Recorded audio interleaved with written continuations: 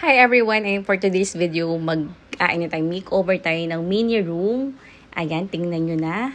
Ang daming amag, sobrang kalat, and tulugan kasi ito ng aso namin. So, ayan siya. So, start na tayo, linisin na natin agad-agad. So, nag-pass forward na ako dito guys para mabilis at hindi kayo maboring. Ayan, pinagtatanggal ko na lahat ang laman para buwelo tayo kapag naglilinis na. And ewan ko ba ba't ang daming kalat dito? Naging tambakan.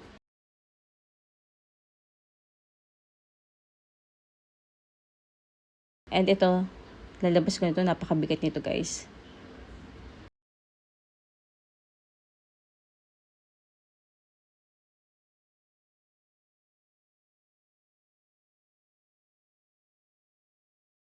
So, linis na tayo dyan. Walis-walis. And ayan, nagkuskus na ako para yung pagdidikitan natin ng mga sticker, malinis na. Ayan, lahat, pader, pati lapag. Nilinis ko na yan, pati yung sa may kesame, nilinis ko na, tinanggal ko na yung mga amag. And then, ayan, pinapatuyo ko na lang yan. Habang pinapatuyo ko, tatanggalin ko na itong sticker. Kasi papalitan natin siya.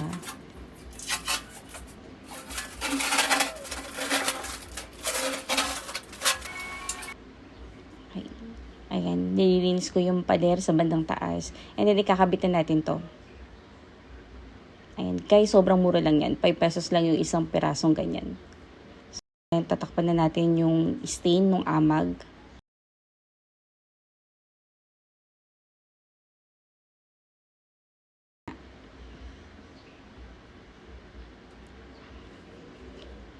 Ayan. Ito na yung ginawa natin for today's video.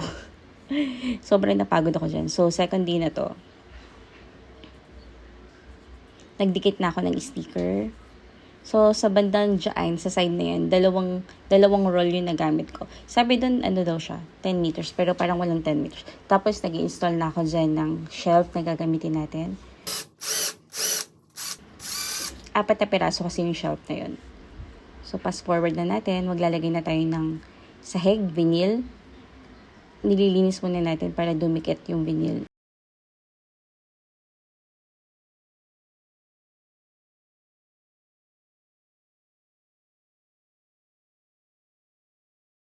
So, by the way guys, lahat ng nakikita nyo na ginamit natin, ilalagay ko sa description box. Baka sakaling gusto nyo rin mag-makeover. So, pwede na rin kayong umorder dun sa pinagbilihan ko. So, ayan, tapos na. Ang ganda, no?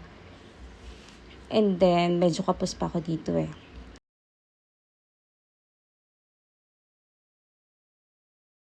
Ito yung paganda ng gusto sa room na to. Para siyang kahoy. Ang ganda, sobrang ganda nitong ano na to.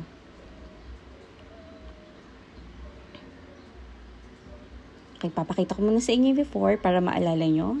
So, ganito siya kagulo, kakalat, kadumi. So, yan. Yung kesame, sobrang daming amag. So, ito na siya ngayon.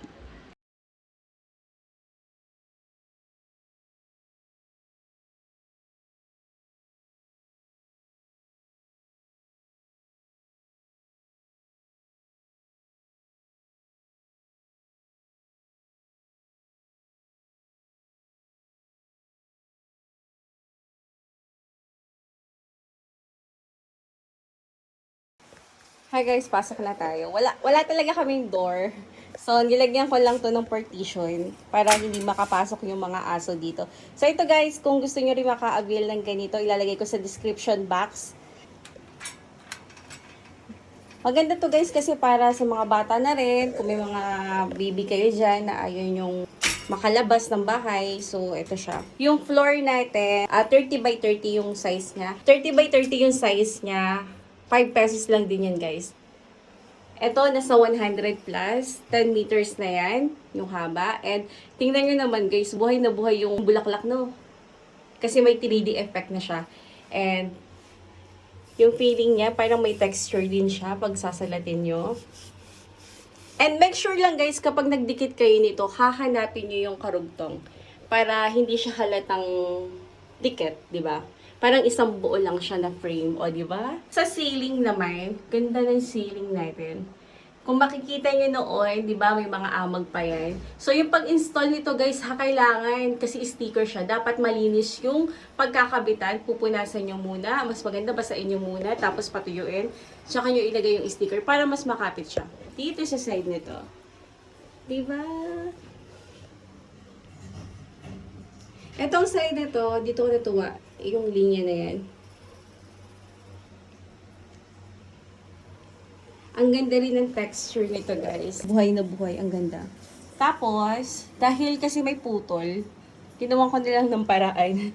Pumutol ako dito, kinat ko yan, tapos ganito kalaki para hindi mahalata yung putol. Kasi kung mapapansin nyo, magkaibang color, di ba? Mas dark to kaysa dito. Kasi, actually, isang seller ko lang to nabili, kaso magkaibang araw.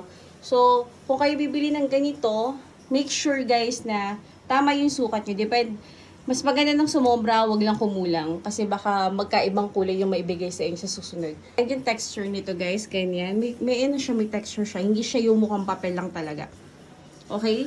Ito, nabili ko lang to for 99 pesos.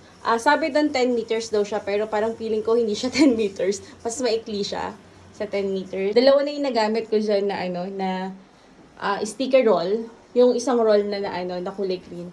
Parang may unting-unti lang na natira. And yung shelf natin guys, ito 4 na yan. 1, 2, 3, 4. Nasa 200 plus lang yan. Sobrang linis ng pagkaka-install natin. Wala kayong makikita dyan na bracket kasi nakatago yung screw niya. So, didiin mo na lang, papasok mo na lang yung screw niya para ganyan na siya. Ganyan kalinis. And then, kung gusto nyo rin makabili ng ganito guys, ito naman sabitan ng mga susi. Yan. Pwede nyo isabi dyan. Then, meron din tong butas. Sobrang nag-enjoy ako dito, guys. Pinakala na ganito yung magiging kinalabasan niya. Sobrang ganda. Tapos, ito naman, maganda rin tong pillowcase na to, guys.